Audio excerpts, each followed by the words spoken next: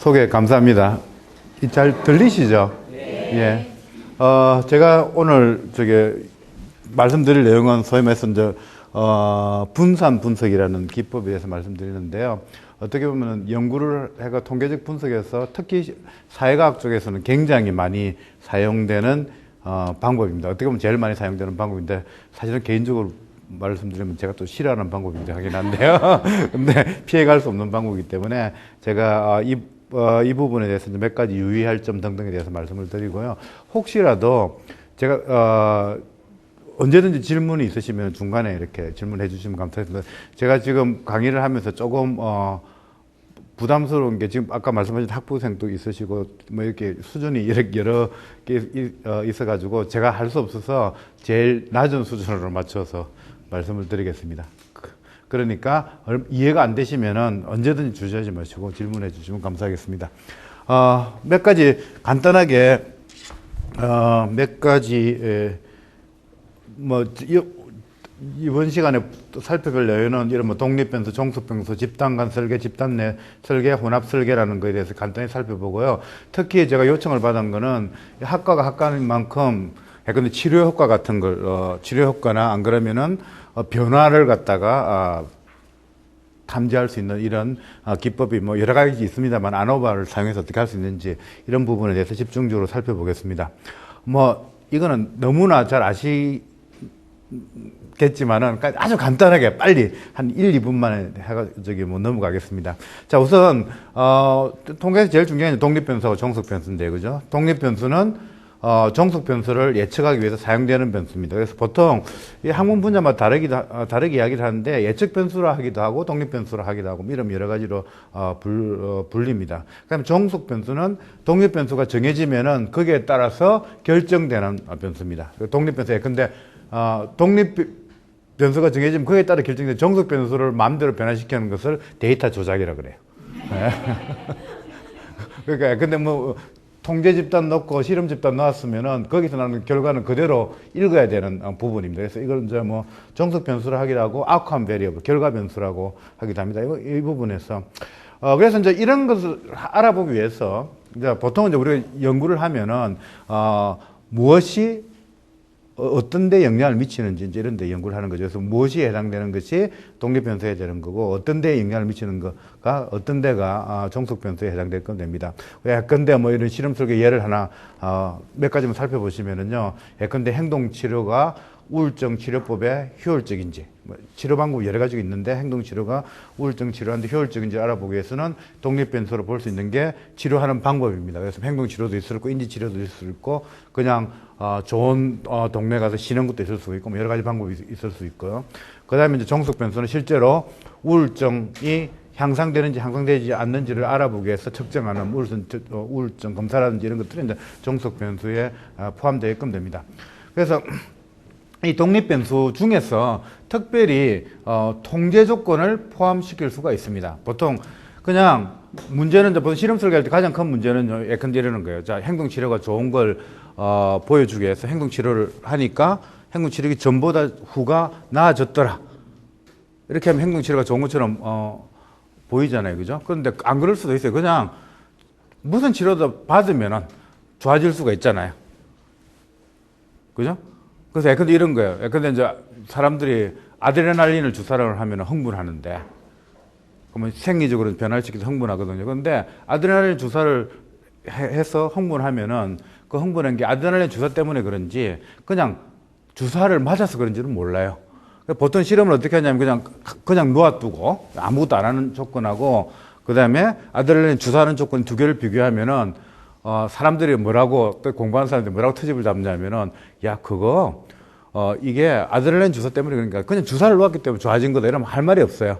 그래서 이 통계 조건을 잘 설정을 하기 때문에 항상 실험 설계에서는 여러 가지 조건에서 나온 결과들을 비교하게 돼 있습니다. 여러 가지 여러 가지 조건에서 나온 결과들을 비교하는 대표적인 기법 중에 하나가 이 아노바에 해당되게끔 됩니다. 그래서 예컨대 또 다른 예를 들면은 신약을 개발할 때는 약의 종류가 독립 변수가 되고 종속 변수는 약호가 되겠고 그 다음에 이렇게 생각지도 않게 종속 변수에 영향을 주는 이런 변수를 혼입 변수라 그러는데요. 이 경우에는 이 플래시보 이펙트는 다 아시죠? 그죠? 그냥 약 밀가루만 먹더라도 굉장히 저기 뭐 병이 낫는 것처럼 보이잖아요. 그죠? 가장 대표적인 게 회수탈이잖아요. 그죠? 회수탈이 원래 성분이요. 좁쌀만 해요. 그런데 좁쌀만 하면은 사람들이 돈 주고 잘 안 사거든요. 그래서 소화하는데 굉장히 안 좋은 밀가루를 이따맣게 넣어가지고 그래가지고 회수탈을 만들잖아요. 이런 것들이 모두 다 이제 플래시보 효과에 일어나게끔 됩니다. 그래서 이런 것들이 모두 통제해야 되는데요. 그래서 이제 보통 실험을 어떻게 하느냐면요. 아주 간단하게 말씀드리겠습니다. 실험을 어떻게 하냐면은 항상 통제라는 게 있어야 됩니다. 예, 근데 약효가 있는지 없는지를 검증하기 위해서는 약을 주고 한번 측정을 하고 약을 주지 않고 측정을 해야지 지금 약효가 있는지 없는지를 우리가 알 수가 있잖아요. 그죠? 그래서 이렇게 할 때 이제 가장 쉽게 생각해 볼 수 있는 게 이 두 집단이 있습니다. 요 집단은 약을 주지 않고 요 집단은 새로운 약을 주고 측정을 하는 거예요. 그런 다음에 이제 어떤 약간 수면제를 합시다. 그러면은 이게는 밀가루 약을 주고 얼마나 잠을 잘 자는지 보고 이게는 이제 실제로 수면제를 주고 얼마나 잠을 잘 자는지 측정을 해보면 되잖아요. 그죠? 그죠? 그런데 이때 여러 가지 문제가 있을 수가 있어요. 뭐냐면은 원래 여기 있는 사람들이 그냥 이 사람은 자는 사람들이에요. 이 사람들 안 자는 사람들이고 약하고 상관없이. 그죠? 그렇게 되면은 이게 분명히 한 집단은 주고 한 집단은 안 줬지만은 사람이 모르죠. 또 다른 방법을 해. 근데 제가 새로운 교육 방법을 개발했어요. 그래서 이제 여기는 기존의 교육 방법대로 교육시키고 여기는 새로운 교육 방법대로 교육을 시켰단 말이에요. 근데 이게 성적이 좋아요. 근데 가만 보니까 이게 원래 공부 잘하는 사람들이에요. 이렇게 하면 안 되잖아요. 그래서 이제 보통 디자인할 때 크게 두 가지 쪽 디자인이 있어요. 이거 방금 제가 말씀드린 것을 집단 간 설계라고 합니다. 그러니까 조건을 다른 집단에서, 그러니까 뭡니까? A라는 약, B라는 약, 이렇게, 주는 거고, 그죠? 아까 뭐 교육 방법도 A라는 교육 방법, B라는 교육 방법으로 주는 방법이에요. 그래서 이 두 그룹 간의 차이를 비교하는데, 그렇게 했을 때 가장 큰 문제가 소위 말하는 개인차입니다. 원래 여기에 차이가 날 수가 있잖아요. 그죠? 그러면은 뭐 한 가지 방법은 가능한 한 똑같게 사람들을 배정하는 방법이 한 가지가 있을 거예요. 그죠? 그러니까 동물 실험 같은 경우는 실제로 유전자 같은 영향을 많이 받기 때문에 동물은 새끼를 낳을 때 많이 낳잖아요. 그러니까 한 마리 아니고 여러 마리 낳잖아요. 그걸 한 배라 그러는데요. 배에서 나온 것을 하나씩 이 집단에 놓고 이 집단에 놓고 이렇게 하나씩 차렸는, 그러면 같은 유전자를 갖고 있으면 거의 비슷한 친구들일 거 아니에요. 그죠? 이렇게 하기도 하는데, 사람의 경우는 그렇게 만들기가 상당히 힘듭니다. 돈도 많이 들고, 비용도 많이 들고, 그렇기 때문에, 연구할 때 돈 굉장히 중요합니다. 예? 연구하는데 사람 모아가지고 실험하면 돈 엄청나게 들어요. 그래서 어떻게 하면, 한 가지 방법은 어떻게 하면 되겠습니까? 같은 사람한테 A도 한번 먹여보고, B도 한번 먹여보고, 이렇게 하면 되잖아요. 그럼 똑같은 사람이 A라는 조건에서 한번 어떤 일이 일어나는지 보고 B라는 조건에서 어떤 일이 일어나는지 보면 되잖아요. 그래서 다시 돌아가서 이런 것들을 집단 내 설계라고 그럽니다. 요 부분을 두 개를 같이 하면서 갈게요. 그래서 요 두 가지를 다시 설명할게요. 집단 간 설계가 있고요. 집단 내 설계가 있게끔 됩니다. 자, 그래서 집단 간 설계라는 것은 조건이 달라지면은 사람도 달라지는 게 집단 간 조건이고요. 집단 내 조건은 같은 사람이 두 가지 조건을 동시에 수행하는 것을 집단 내 조건이라고 합니다. 제가 충분히 설명 이해되셨죠? 그러시면은 간단히 보시면은 자, 집단 간 설계 다시 한번 보시면은 이때 이제 보통 우리가 있게 되는 게 통제 집단이 있게 되고요. 통제 집단은 것은 그냥 예컨대 새로운 약이 얼마나 좋은지를 내가 검증하겠다 그러면은 기존 약 에 해당되는 게 통제 집단에 해당될 겁니다. 그다음 실험 집단은 내가 관심이 있는 이 집단이 실험 집단이 되겠고, 그래서 기본적으로 이 두 집단의 차이를 비교를 해서 우리가 최종적으로 결론을 내리게끔 됩니다. 그리고 사실은 제가 아까 말씀드렸다시피 원래 이 두 집단을 나눴는데 우리가 생각지도 않게 원래 이 집단이 공부를 잘하는 집단이었다든지 뭐 이렇게 하는 일이 일어나잖아요. 이런 변수들을 혼입 변수라고 제일 마지막에 적어놓은 혼입 변수라고 그렇게 얘기를 합니다. 자, 그래서 집단 내 설계는 동일한 사람을 여러 가지 실험 조건에 노출시킨 경우입니다. 자, 이거는 아까 제가 말씀드렸다시피 개인차로 인한 오차를 줄일 수 있는 특징이 있습니다. 그래서 굉장히 좋은 실험 방법입니다.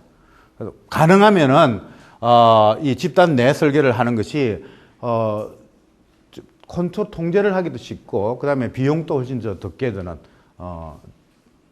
실험 기법입니다. 예컨대 제가 새로운 교육 방법을 측정하기 위해서 기존 교육 방법, 새로운 교육 방법 100명씩 이렇게 따로 연구했다면 200명이 필요한 거잖아요. 그죠? 근데 이 경우에는 뭡니까? 100명만 있으면 되죠. A를 한번 해보고 B를 한번 해보면 되니까요. 그런데 가능하면 이 방법들이 굉장히, 이 방법이 굉장히 좋은데 이 방법을 할 수 없는 경우가 있겠죠.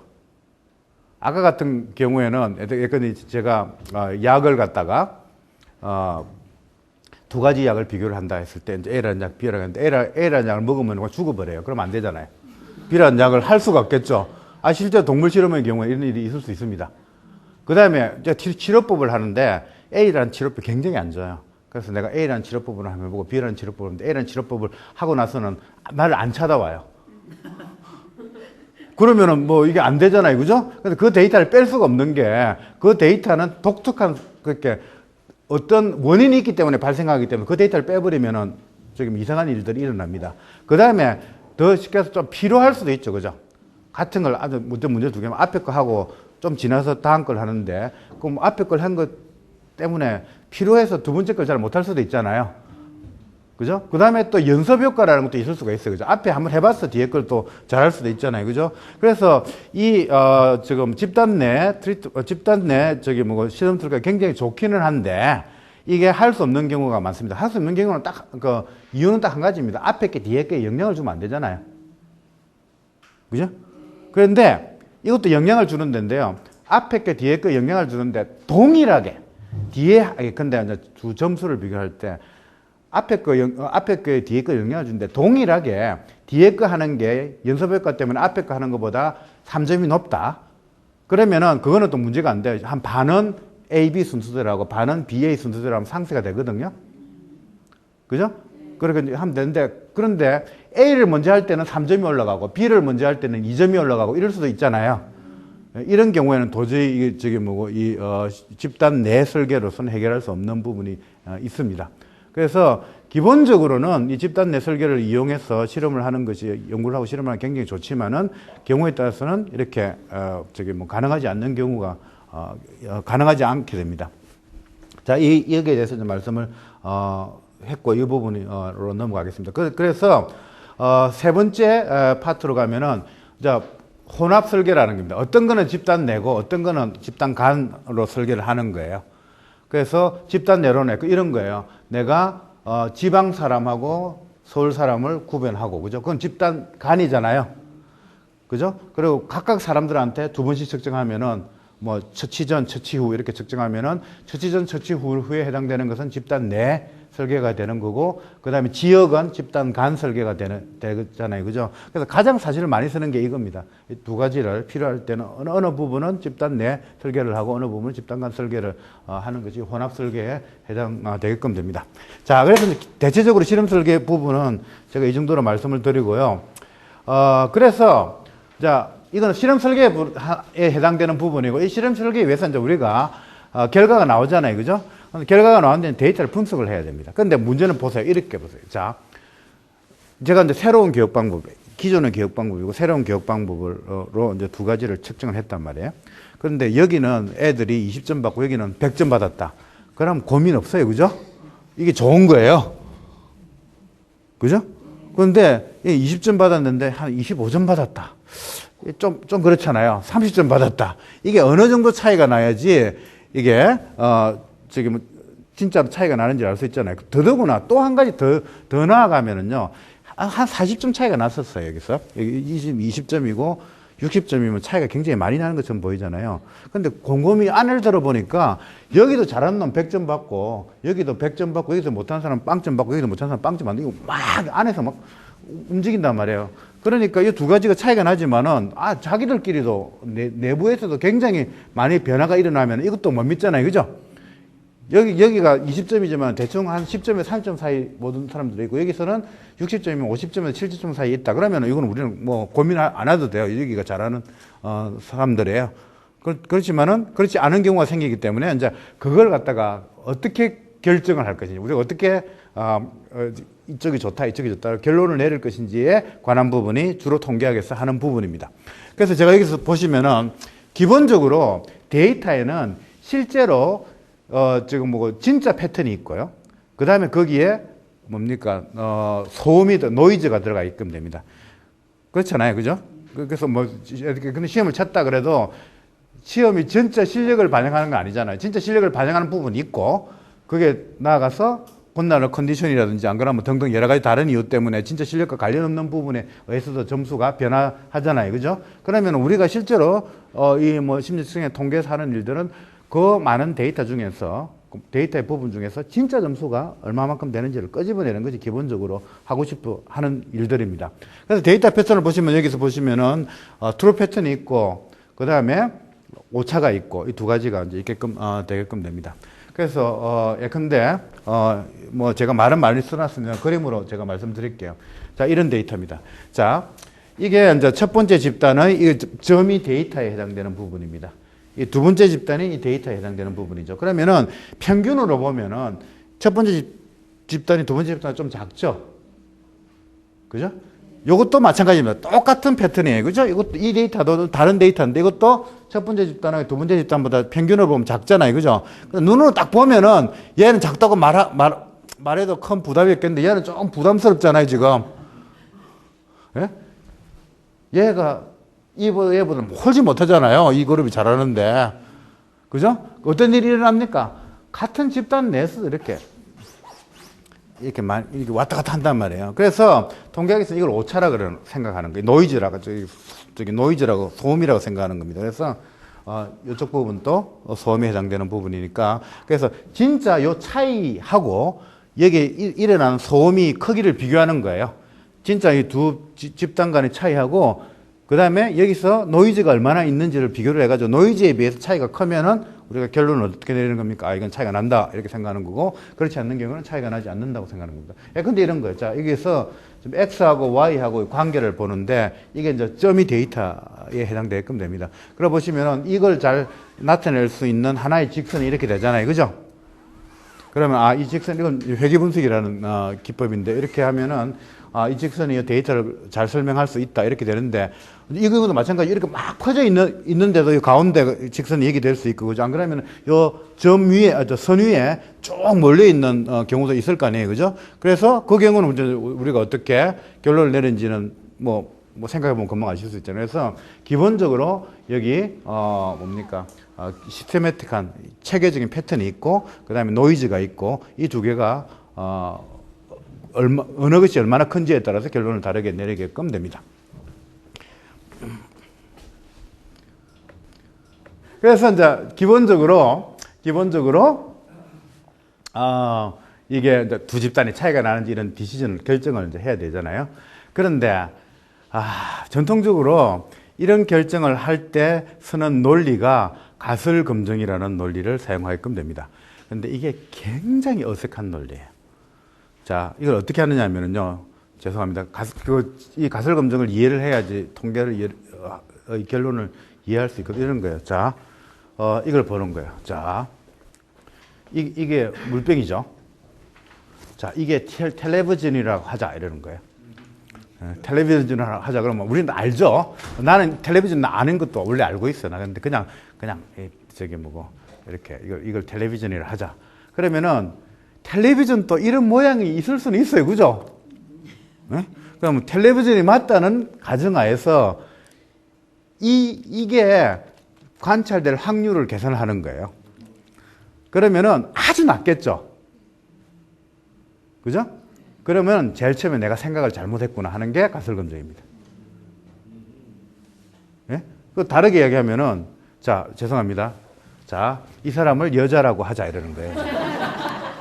자, 여자라는 그 분포에서도 이런 모습이 나올 수는 있어요.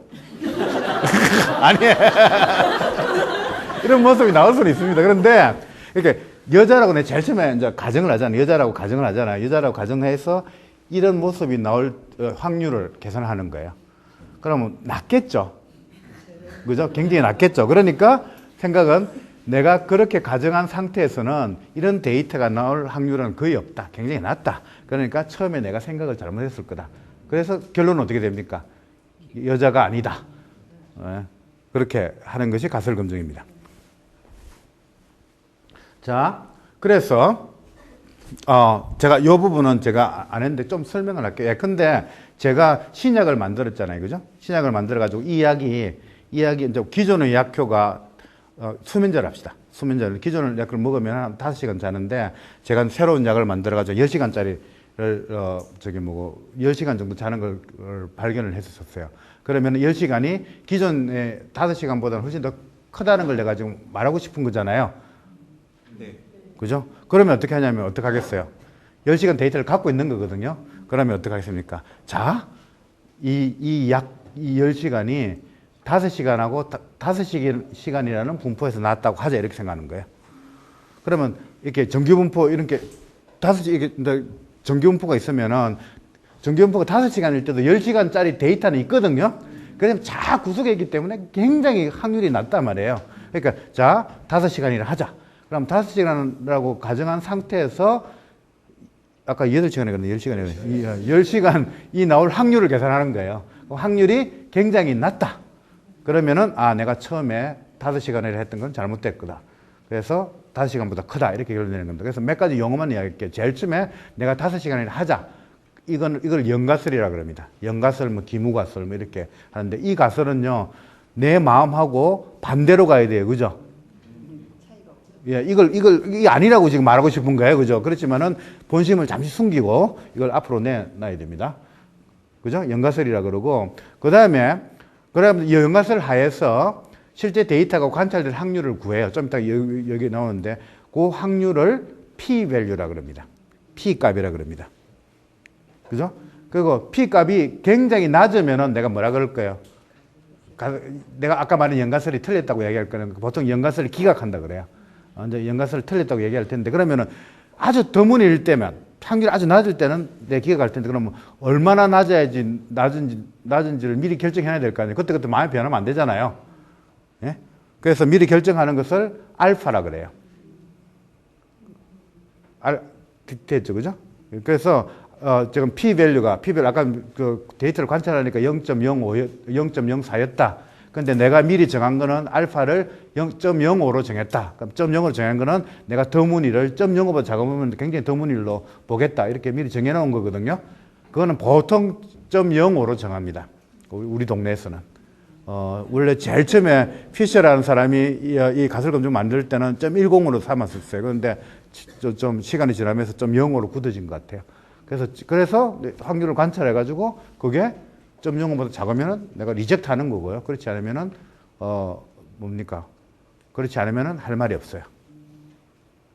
그죠? 그렇지 않으면, 중요한 그렇지만 할 말이 없습니다. 왜냐하면은 0.10이라 나왔잖아요. 그죠? 그렇다고 이게 되게 흔한 일이라고 할 수는 없잖아요. 그 일이 일어난다고 할 수는 없잖아요. 그죠? 예? 그러니까 할 말이 없어요. 그건 할 말이 없습니다. 예? 그래서 이 가설검증의 제일 문제점이 이거예요. 그래서 우리끼리 농담하기는 뭐라 그런 줄 아세요? 이제 가설검증을 싫어하는 사람들은, 미국 대통령이 누구냐? 이렇게 물으면은 사담 후세인이 아닙니다. 이렇게 대답하는 게 연가설에서 하는 거예요. 맞거든요? 그죠? 그 사담 후세인을 하지 않고 안 했잖아요. 그죠? 그죠? 그런 문제가 있긴 있습니다. 자, 어쨌든. 자, 그래서 가설검증 이해하셨죠? 그래서 제가 몇 가지 용어만 할게요. 연가설은 제일 첫 번째 가설이고, 연가설이 아니라는 가설이 있는데, 그냥 하나 만들면 그걸 대립가설이라고 그럽니다.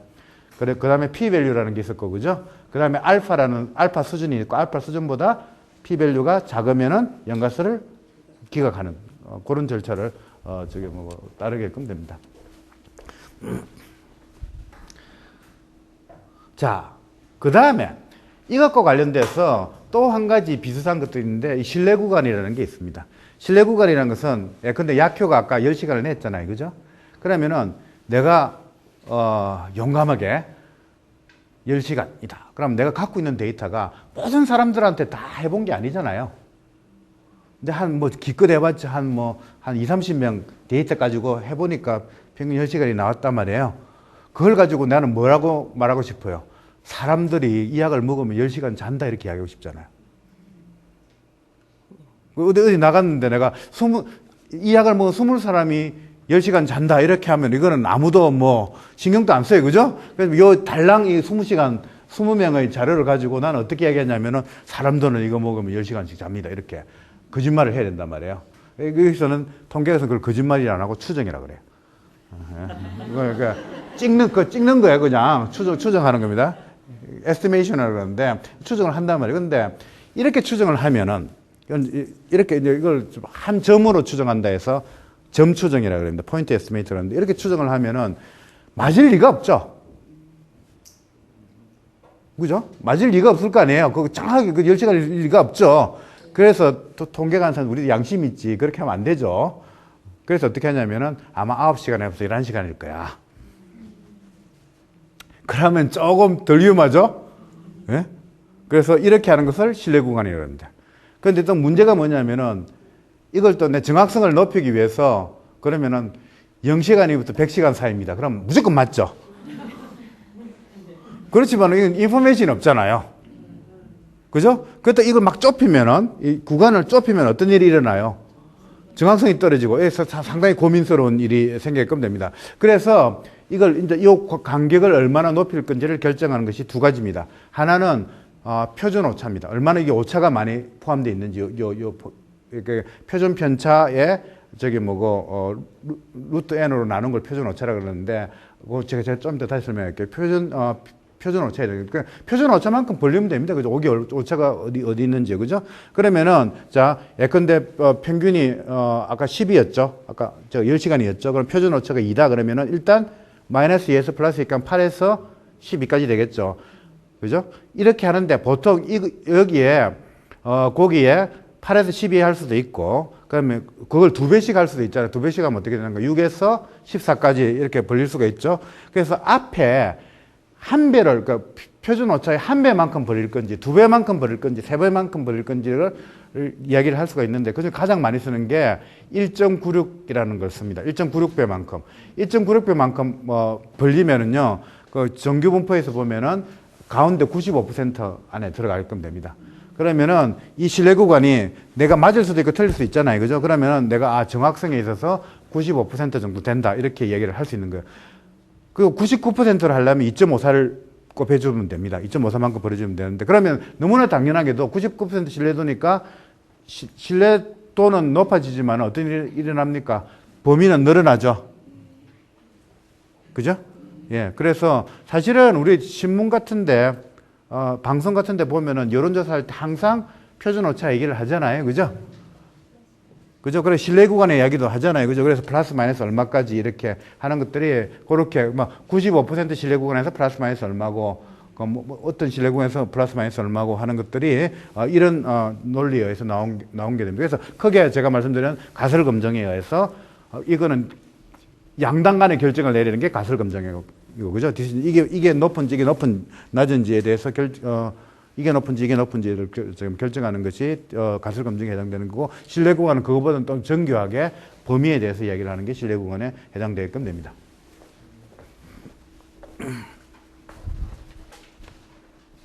자, 그럼 이제 본격적으로 이제 제가 말씀드릴게요. T-테스트부터 간단히 이야기할게요. T-테스트 하고 그다음에 이제 안오버로 넘어갈 텐데, T-테스트 안오버 거의 같은 맥락에 해당되게끔 됩니다. 몇 시입니까? 예. 제가 시간을 좀 보고 언제든지 질문하십시오. 자, 지금 데이터가 어떻게 되어 있냐면은 제가 이제 두 집단이 있어요. 이거는 A라는 교육 방법으로 교육을 시킨 다음에 학생들의 점수가 있고요. 이거는 B라는 교육 방법으로 교육을 시킨 다음에 학생들의 점수가 있겠죠. 이 학생들의 점수를 이렇게 쭉 나온 겁니다. A라는 교육 방법으로 B라는 교육. 눈으로 보는 게 굉장히 중요합니다. 데이터는. 눈으로 보시면 B라는 교육 방법이 좀 나은 것 같죠? 그죠? 그러면은 이거는 일단 여기서 통계적인 모형이라는 게 이거하고 이거 다르다는 거죠. 그죠? 그러니까 내가 원하는 건 여기 있는 평균하고 여기 평균하고 다르다는 거잖아요. 그죠? 이 다른 것이 근데 3점 차이가 났다. 그러면 3점 차이 자체로 이게 얼마나 큰지 작은지를 판단하지 말자는 거죠. 뭘 판단하냐면은 요 사이에서 얼마나 많이 변하는지, 자기들끼리도 얼마나 많이 변하는지를 보고 요것에 근거해가지고 두 개의 차이가 얼마나 큰지를 보자는 거죠. 그죠? 그래서 요거는 평균이에요. 요 평균 두 개 있고, 그러니까 평균 두 개의 차이에 해당되잖아요. 이것은 소위 말해서 표준 편차에 해당되게끔 됩니다. 데이터가 얼마나 퍼져 있는지. 그래서 항상 공식은 분모에는 뭐가 들어가겠습니까? 표준, 집단 내에서 얼마나 자기들끼리 변하는지를 나타내는 어떤 통계치가 분모에 들어가고, 그 다음에 분자에는 어떻게 됩니까? 이 집단 간의 차이가 들어간단 말이에요. 그러면은 이게 집단 내의 차이에 비해서 같은 그룹에 있는 사람들끼리 차이에 비해서 그룹이 달라지면서 차이가 많이 늘어나면은, 많이 커지면은 그것은 집단 간의 차이가 있는 거잖아요. 그죠? 그 반대가 일어나면 안 되는 거고. 지금 되시죠? 그래서 대표적인 t-테스트 공식이 이래요. 그러니까 첫 번째 그룹의 평균에서 두 번째 그룹의 평균을 뺀 게 분자고, 그죠? 요거는 뭡니까? 요것들의 뭡니까? 표준, 편차에 해당되는 부분이 됩니다. 그래서 요렇게가 t값이라고 합니다. t값이 커지면 커질수록, 그죠? 통계적으로 커지면 커질수록, 더 차이가 많이 나는 겁니다. 됐습니까? 그래서 이때 p-밸류가 계산이 돼요. 이걸 집어넣으면 p-밸류가, 이때 연가설은 뭐냐면은 두 집단의 평균이 같다는 게 연가설이에요. 그래서 사실은 이 공식에 여기 0이 들어가 있는데요.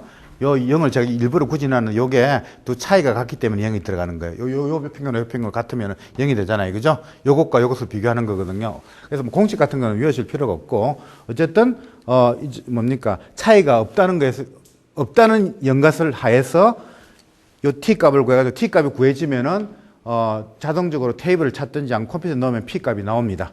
그래서 이 p값이 얼마인지를 보시고, 이게 0.05보다 작은지 큰지를 판단을 하셔가지고, 이게 두 집단 차이가 나는지 안 나는지를 판단하시면 됩니다. 자, 이해되세요? 네. 예. 자, 그래서 당연히 보시면 이제 두 개의 이해가 좀 계속 이 그림이 여러 번 나오는데, 이게 훨씬 더 이것보다는 t값이 높겠죠? 이게 분자는 똑같아요. 그죠? 분자는 평균 차이가 똑같은데 분모가 이게 훨씬 더 작을 거 아니에요. 그죠? 그래서, 그렇게 됩니다. 자, 그 다음에요. 자, 그래서 이건 두 집단에 대한 비교예요. 자, 이 두 집단에 대한 비교인데, 이건 어떤 문제가 이게 이제 두 집단의 비교입니다. 그런데 사실은 두 집단만 비교할 일이 별로 없어요. 사실은 집단을 굉장히 여러 개 집단을 학년 하면 1학년, 2학년, 3학년, 4학년 차이 이렇게 지방 하면 지방도 있으면 그냥 지방 서울로 할 수도 있지만 여러 개 집단이 있을 수 있잖아요. 그죠? 그러면은 자, 집단이 여러 개 있단 말이에요. 아까 두 집단만 있었잖아요. 그죠? 그죠? 그 약 같으면은 0mg, 100mg, 1000mg 줘가지고 비교할 수도 있고, 그 다음에 우리가 무슨 상담을 하면은, 클라이언트 센터도, 잘 모르면서 이야기하려고 좀 그렇네. 클라이언트 센터도, 어프로치로 상담을 하는 경우가 있고, 무슨 정신분석학적으로 상담하는 경우가 있고, 무슨 분석이 한 서너 개를 같이 동시에 비교할 수도 있잖아요. 그죠? 이런 경우에는, 분모는 상관없어요. 아까처럼. 분모에는 이게 얼마나 자기 그룹에서 변하는지를 가지고 통계치를 표준표준 내면 되잖아요. 분자는 좀 애매해지죠, 혼자. 아까는 두 집단이 있었으니까 두 평균 차를 빼버리면 됐었어요. 그죠? 지금 저 하고 싶은 거는 어쨌든 집단 간 평균이 얼마나 많이 변하는지, 안 그러면 집단 내 점수가 변하는지를 봐야 되는데, 그죠? 분자가 있으니까 많이 생기잖아요. 첫 번째, 두 번째, 첫 번째, 세 번째, 첫 번째, 네 번째, 두 번째, 세 번째, 두 번째, 네 번째, 세 번째, 네 번째 이렇게 생기잖아요. 그죠? 네. 그죠? 그러니까 안 된단 말이에요. 그래서 어떻게 하냐면, 죄송합니다. 그룹을 쪼갤게요. 한 그룹, 두 그룹, 세 그룹, 네 그룹이 있어요. 그럼 평균이 네 개가 있을 거 아니에요. 그죠? 그럼 잘 보십시오. 분자에 뭐를 넣느냐면은, 요 평균 네 개 있잖아요. 요 네 개의 분산을 넣어요. 그러니까 분산이라는 게 점수에서 평균을 빼서 제곱해서 다 더한 거잖아요. 이 네 집단의 평균이 같으면은 분산이 0이 되잖아요. 그죠? 그런데 네 집단마다 평균이 막 다르잖아요. 그죠? 그러면은 뭡니까? 분산이 쭉 늘어나죠. 그죠? 그래서 여기 분자의 분자의 분산이에요.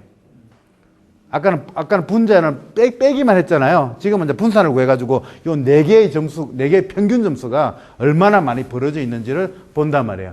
그 다음에 분모의, 분산의 표준편차는 여전히 똑같이 보면 돼요. 아까처럼. 각 집단에서 얼마나 많이 변하는지를 이렇게 보면 되잖아요. 그죠? 그래서 분자에도 분산이 들어가 있고, 분모에도 분산이 들어가 있어. 이런 기법을 분산 분석이라고 합니다. Analysis of Variance라고 그래요. 오늘 우리가 주로 할 겁니다. 그래서 다시 보시면은 지금 그룹이 지금 하나, 둘, 셋, 네 개가 있단 말이에요. 그러면 평균이 하나, 둘, 셋, 네 개가 있잖아요. 그죠?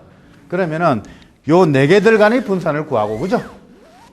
요 네 개, 요 x1, x4 바의 요 네 개 값을 가지고 분산을 구하고, 그 다음에 요 내에서 분산을 어떻게 구하느냐 하면 간단해요. 분산은 어떤 점수에다가 평균을 빼서 제곱해서 다 더하는 거잖아요. 그죠? 그리고 n으로 나누는 거잖아요. 그러면은 여기 집단 내의 분산을 구하는 것은 여기 점수들이 있을 거 아니에요. 그죠? 점수들에서 요 집단의 분산을 구할 때는 요걸 빼야 될 거 아니에요. 그죠? 그래서, 그죠? 빼서 제곱해서 다 더하고, 여기로 다시 와서 여기서는 뭡니까? 요 평균을 빼서 제곱해서 다 더하고, 또 더하기, 또 여기서 이 평균을 빼서 제곱해서 다 더하고, 이 평균을 빼서 제곱해서 다 더하면은 그게 집단 내 분산이 됩니다. 그래서 집단 내 분산과 집단 간 분산이 얼마나 차이가 있는지를 보는 거예요. 그래서 제가 보시면은 여기, 집단 간 평균의 분산, 그죠? 집단 내 점수들의 분산, 그죠? 그래서 이게 만약에 차이가 없는 경우에는 1이 돼야겠죠. 그죠? 그 집단 간에 변하는 정도랑 집단 내에 변하는 정도랑 그 정도로 차이가 나면 우리가 차이가 난다고 할 수 없잖아요. 그죠? 이게 사실은 0이 되면 좋겠지만 평균이 내 집단의 평균이 모두 다 0이 돼가지고 하면 확실히 차이가 안 나는데요. 그렇지 않는다 하더라도 안에 내부에서도 변하는데 집단 간에서 어느 정도 변할 거 아니에요. 그죠? 그 내부에서 변하는 정도만큼 집단 간에 변하면은 이 값이 1이 되잖아요. 그죠? 그죠? 그래서 이 경우에는 통계적으로 유효하지 않겠습니다. 어쨌든, 자, 이런 것을 F 테스트라고 합니다. 영어로 F. 예. 아까 T 테스트라는 것은 두 집단에 대한 비교고, 이건 F 테스트라고 합니다. F 테스트는 두 분산에 대한 비교를 할 때 사용하는 통계치입니다. 되셨죠? 예. 자, 이게 이제 아노바의 가장 대표적인 거고요. 이건 넘어갈게요. 제가 잘 설명해서 안 해도 돼요. 예. 다시 한번 이야기할게요. 기본적으로 수식에서 설명을 하면은요, 우리가 데이터가 변하는 정도가 있잖아요. 그죠? 그러면 수학적으로 어떻게 되냐면 데이터가 이제 아까 이 사람들 데이터가 변하는 정도는 집단 간에 의해서도 변할 수 있고, 내가 이 집단에 속했기 때문에 점수에 영향을 줄 수 있고, 그죠? 이 집단에 속했기 때문에 어떤 점수가 결정이 되는 부분이 있을 거 아니에요. 그 부분을 하고, 그 다음에 집단 내에서도 변하는 부분이 있을 거잖아요. 그래서 집단 간에 변하는 부분하고 집단 내에 변하는 부분을 합치면은 굉장히 깨끗하게 전체 변하는 정도가 결정이 됩니다. 이 중간에 다른 게 안 남아요. 그래서 이 집단 간 변산성에 해당되는 부분이 이게 아까 분자로 들어간 거고, 그죠? 집단 내 변산성에 해당되는 부분이 분모로 들어가게끔 됩니다. 그래서 분산 분석이라는 것이 행해지게끔 됩니다. 자, 제가 사실은 원래는 뒷부분이 더 중요한데 아노바를 제가 안 할 수 없어가지고 제가 굉장히 빨리 그냥 기본적인 개념만 하고 넘어갈게요. 네. 길게 설명하면 너무 오래 걸리니까요. 자, 그런 다음에 또 어떤 문제가 있느냐면은 그렇게 가지고 이제 내 집단을 가지고 이제 F 테스트를 하거든요. 그러면은 그때 참 F 테스트에서 연가설이라는 것은 내 집단의 평균이 모두 같다는 게 연가설입니다. 이것이 기각되면은 어떻게 됩니까? 모든 집단이 다 다를 필요는 없어요. 하나라도 차이가 나면은 그 연가설의 참이 아닙니다. 그죠? 내 집단이 모두 다 같다는 게 연가설이니까. 물론 다 집단이 네 개가 다 차이가 나도 연가설은 기각되지만은 첫 번째 집단과 두 집단의 차이가 나고 두 번째, 세 번째, 네 번째가 다 똑같아도 그것도 연가설이 기각되는 겁니다. 그죠? 그죠? 그래서 그러면은 이제 당연히 연가설 기각하면 굉장히 패턴이 많잖아요. 그러면 당연히 그 다음 질문은 뭡니까? 언놈하고 차이가 나는지에 대해서 신경이 쓰일 거 아니에요. 그죠? 그럴 때 이제 많이 사용하는 것이 여기서 나오는 컴패리즌이라는 겁니다. 비교하는 거예요. 내 집단에 어느 집단하고 차이가 나는지를 비교해 보자는 거예요. 되시죠? 자, 그래서 여기에 우선 플랜드 컴패리즌하고 계획 비교하고 사후 비교라는 게 있는데 이 개념만 얘기할게요. 계획 비교는 미리 연구자가 생각해 놓은 게 있어요. 제가 이제 실험을 했는데 이 집단은 정상 집단이고 이 집단은 우울성 집단이고 이 집단은 뭐, 저 잘 모르는데 뭐 또 없을까요? 불안 집단이고 하나만 더 했어요. 성기능 장애? 아니, 그거, 좀, 우울, 불안함 뭐 하나도 나오는 거 없어요? 분노. 그래서 네. 충동장애. 뭐 이런 거. 자, 우울, 불안, 뭐라 그랬어요? 충동장애 납시다. 그러면은 내가 이제 이런 연구를 하면은 제일 처음에 이제 이 네 집단을 가지고 뭔가 저기 점수를 차이를 보잖아요. 그죠? 그러면 당연히 보세요. 이 집단하고 이 나머지 세 집단의 차이가 나는지를 한번 보고 싶잖아요. 이 좀 이상한 집단들이잖아요, 여기는. 그죠? 여기는 정상 집단이고. 그러니까 정상 집단하고 이 집단의 차이가 나는지부터 보고 그런 계획이 있을 거 아닙니까? 그 다음에 차이가 난다면은 그 점에서 저기 뭡니까? 불안 집단하고 나머지 두 집단이 어떤지 뭐 보고 그 다음에 뭐 저기 뭐 충동 집단하고 무슨 집단하고 보고 이런 계획이 있을 거 아니에요. 그죠? 이런 계획하에 저기 뭐고, 저기 비교를 하는 것을 플랜드 컴패리즌이라고 합니다. 네? 됐죠? 그런데 그 밑에 나오는 포스트업 사후 컴패리즌은 뭐냐면은 아무 생각 없어요. 자, 모든 가능한 거 다 해보고 싶은 거예요. 비교하는 거는 많잖아요. 네 그룹을 비교하는 방법은 굉장히 많잖아요. 그러니까 컴퓨터 보고 야 모든 거 다 해봐. 그렇게 하는 겁니다. 굉장히 안 좋은 겁니다. 우선 연구는 당연히 그렇게 해서는 안 되고요. 저기 뭐고 그게 왜 안 좋으냐면요. 플랜트 컴퓨터를 아예 안 하는 게 제일 좋습니다. 왜 안 좋으냐면은 테스트를 아까 뭐 이제 가설 검증을 한번 할 때마다 뭐가 생깁니까? 오류가 생깁니다. 그죠? 근데 이걸 지금 보세요. 네 개를 갖다 모든 가능한 걸 하면은 엄청나게 많은 비교를 하는 거예요. 그러니까 오류율이 팍팍팍 높아지겠죠? 네? 엄청나게 높아진단 말이에요. 그죠? 그러니까 근데 잠깐만 한 가지만 더. 이때도 두 개 가지고 A, B, 1집단, 2집단, 1집단, 3집단 이렇게만 하는 게 아니고요. 1집단 대 2, 3, 4집단, 1, 2집단 대 3, 4집단 이런 거 뭐 저기 콤비네이션이 굉장히 많잖아요. 그 다음에 1집단, 2집단 비교하는 것도 물론이고 3집단, 4집단 비교하는 거 되게 많습니다. 몇 개 안 되는데 뭐 제 양반 와지는 이렇게 굉장히 많습니다. 예? 그러니까 알파가 저기 아까 말하는 저기 알파가 아까 5차의 오류의 정도였잖아요. 그게 팍 늘어난단 말이에요. 그래서 어떻게 했냐면은 통계 패키지였어요. 전체 알파가 여러 번 비교했을 때 전체 알파가 0.05가 되도록 각자 개별적인 저기 뭐고 알파 수준을 조절해요. 그러니까 알파 수준이 굉장히 작아지겠죠.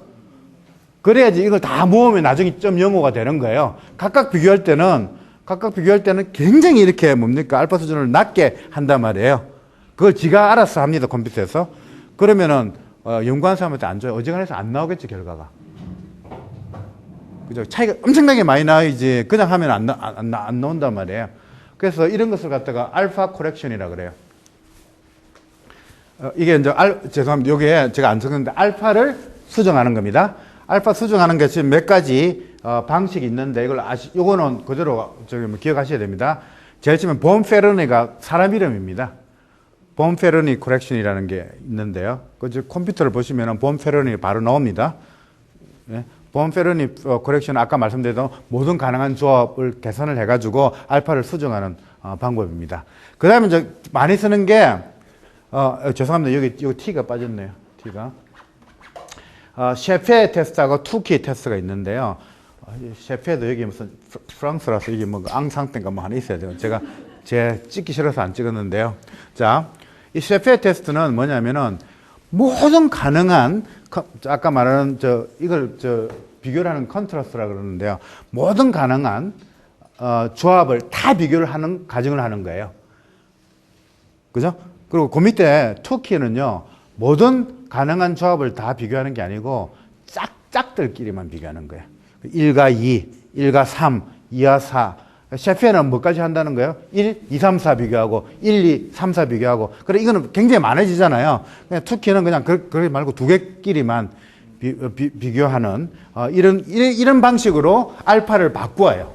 그렇기 때문에 여기서는 이것보다는 여기가 훨씬 더 결과가 통계적으로 유의미하게 잘 나옵니다. 왜냐하면 개별적인 알파는 비교를 좀 적게 하니까 그죠? 잘 나오기 쉽단 말이에요. 이거는 어지간해서는 안 나옵니다. 그래서 가장 많이 쓰는 게 투키 테스트인데 안 쓰는 게 제일 좋습니다. 예. 안 쓰는 게 좋습니다. 그리고 이제 제가 컴퓨터에서 나중에 뭐 지금 시간에 말씀을 안 드리지만은 이런 비교를 할 수 있도록 아주 쉽게 프로그램을 만들어 놨습니다. 그래서 이제 그때 사용하는 게 컨트라스트라는 걸 사용을 하는데 요것만 제가 칠판이 좀 올릴게요. 잠시만 하나만 요 칠판 쓸 일이 없을 줄 알았는데 쓰네요. 잠깐만요. 요거 뭔가 있을 텐데요. 훌륭하십니다. 뭐로 내리면 됩니까, 그 다음에? 예, 감사합니다. 자, 그냥 간단히 쓸게요. 그래서 아까 그룹이 4개가 있었잖아요. 그죠? 그러면은 그룹이 1, 그룹 2, 그룹 3, 그룹 4 이렇게 돼 있잖아요. 그죠? 그러면은 이건 이제 어떻게 하냐면 이제 표기하는 방법입니다. 이걸 컨트라스트 그러는데 첫 번째 그룹하고 나머지 3개 그룹을 비교를 하고 싶다. 그러면은 이렇게 적어요. 대충 말씀 안 드려도 이해하시겠죠? 예? 이건 왜 3분의 1을 해야 될까요? 하나하고 나중에 3개를 비교하는 거니까요. 그죠? 이렇게 적으셔도 되고, 이렇게 적으셔도 상관없어요. 아무렇게나 하셔도 돼요. 이렇게 하셔도 돼요. 원하시면은. 예. 이 비율만 같으면 됩니다. 많이 쓰는 거는 제가 편안하게 이걸로 씁시다.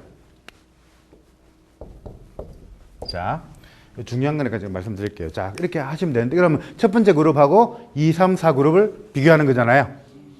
그죠? 근데 아까 4그룹이 있거든요. 이렇게 비교를 할 거예요. 이걸 여러 개 할까 하잖아요. 그죠? 근데 문제는 뭐냐면 이렇게 보세요. 제가 제일 처음에는 이 2그룹하고 이 2그룹을 비교를 했단 말이에요. 예? 그러면 이게 이렇게 될 거 아니에요.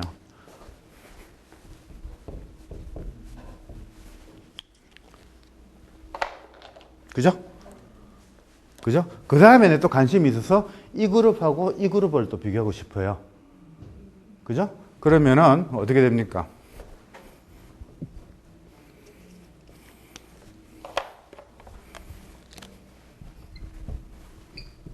이렇게 되죠? 이건 첫 번째 마지막 그룹은 우리가 신경 안 쓰고, 그죠? 자, 이걸 보시면은 이 2개를 비교하는 것이 관련이 있어요. 이 그룹, 두 그룹이 통계적으로 차이가 나면은, 차이가 날 때, 안 날 때 있잖아. 이거하고 이거하고 차이가 나면은, 요 집단하고 요 집단 차이가 날 확률이 높아지겠죠? 그죠? 그리고 이 2개가 독립적이지 않단 말이에요. 겹친단 말이에요. 이게 비교가. 예? 그죠? 자, 그래서, 여기서 말하는 직교, 오소고널 컨트라, 직교한다는, 직교 비교라는 게 있습니다. 이 부분은 중요한데요. 제가 간단히 말씀드릴게요. 직교가 어떤 의미냐면요. 이게 직교죠. 그죠? 이게 직교하잖아요. 믿으세요. 딱 직교는 아니지만 직교 맞을 거예요. 그죠? 예? 이게 직교한단 말이에요. 그러면은 이게 어떤 특징이 있습니까? 여기서, 이건 보통 X라고 이게 Y라고 그러는데요. 자, X를 막 변화시킨단 말이에요. 그죠? 그렇다고 Y는 끄떡도 안 해요. 그죠? 그 다음에 Y를 막 변화시켜도 X는 끄떡도 안 해요. 그죠? 그런데 직교하지 않는 경우는 어떤 일이 생깁니까? 직교하지 않는 경우에는, 예? 직교하지 않는 경우에는 하나가 이게 쭉 변화시키면은 X를 쭉 변화시키면은 Y도 덩달아서 변하죠. 예? 그죠? 그러니까 이게 지금 그 2가지 인포메이션이 지금 오버래핑이 되는 경우란 말이에요. 이 경우에는 사실은 여기 이제 각도가 있는데 이게 이제 세타라는 각도가 있는데요. 세타라는 각도가 있는데 여기서 코사인을 씌우면은 통계학에서 상관계수라는 게 발생합니다. 그러니까 이게 이제 90도면은 코사인 90도가 0이거든요. 그러니까 그 말은 뭡니까? 코사인 90도는 아까 직교한 경우였잖아요. 그죠? 그 다음에 코사인 0도는 1이에요. 그러니까 데이터가 같은 방향으로 가는 거예요. 그죠? 그러니까 코사인 180도는 마이너스 1이에요. 거꾸로 한쪽 일로 가면 다른 건 다른 쪽으로 가는 거잖아요. 그죠? 그래서 어쨌든 이걸 직교라 그래요.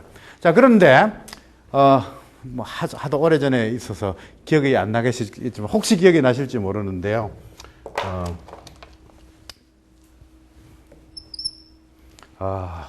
제가 또 좀 약간 좀 쉬시는 시간에서 제가 학교에서, 여러 학교에서 강의를 하는데 이게 제대로 되는 적이 한 번도 없어요. 항상 이거는 잘 안 나와요. 들어가는지.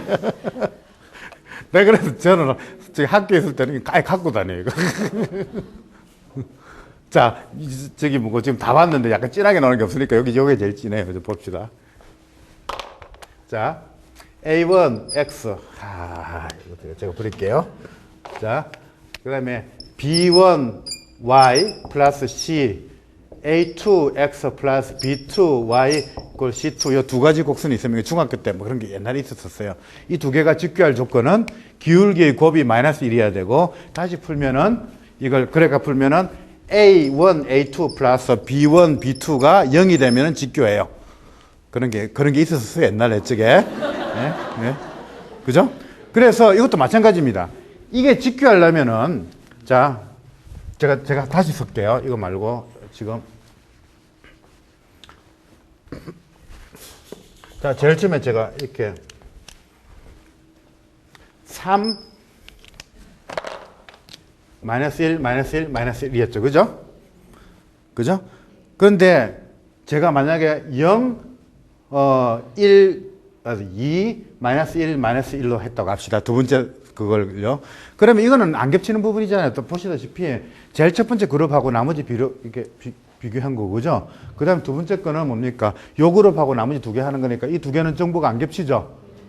겹치는 걸 하나 만들어보고, 겹치는 거 어떻게 하면 됩니까? 요것과 요것을 비교하면 겹치죠? 요거는 뭡니까? 이 그룹하고 나머지 세 그룹 비교한 다음에 요 그룹 비교하면 이거는 인포메이션이 겹치잖아요. 그죠? 그래서, 이걸 보시면은, 자, 보세요.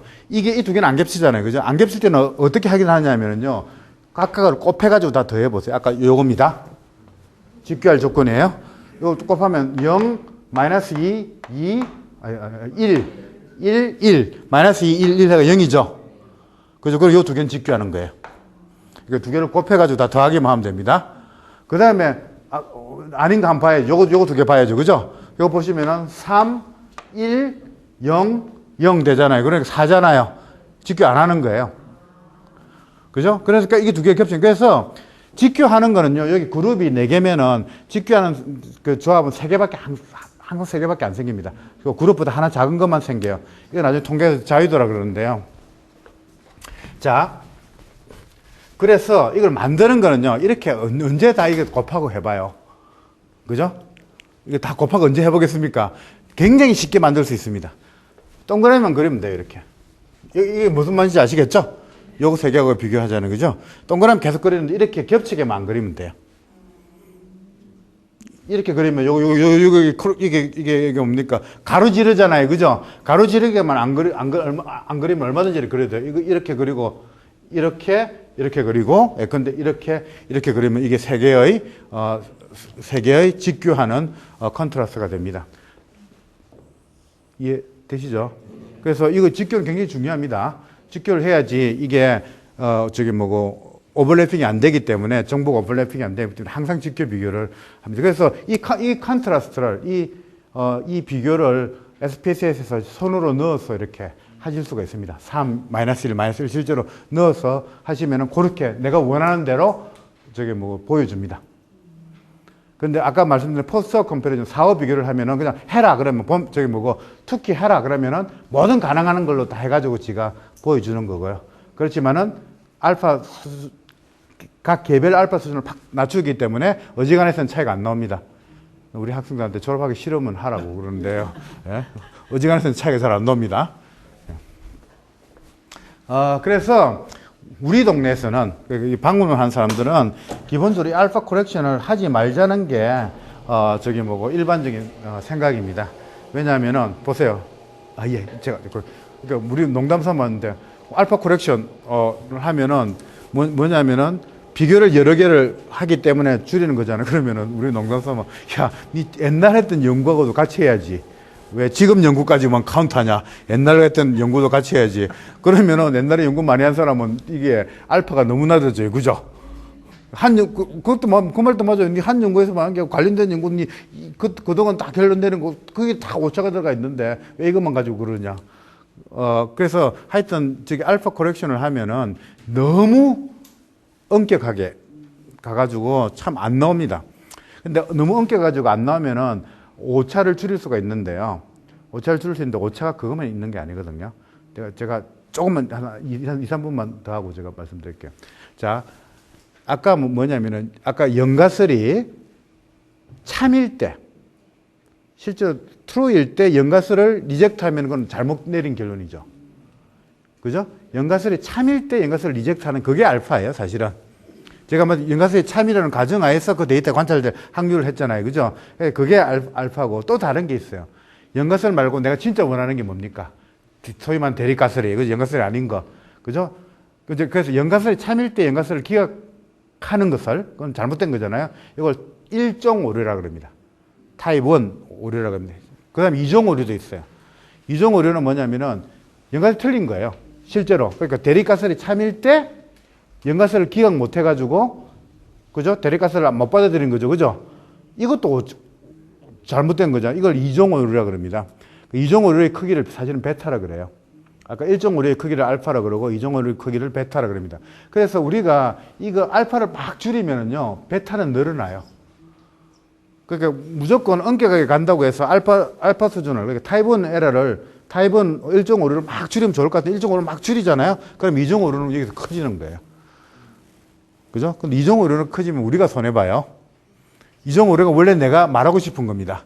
그 말하고 싶은 말을 말하지 못하게끔, 될 확률이 높아지는 겁니다. 그래서 별로 바람직하지가 않습니다. 자, 이까지만 하고요. 조금 쉬었다가 하는데요. 다음 시간부터는 본격적으로, 예, 효과의 크기에 대해서 하겠습니다. 예.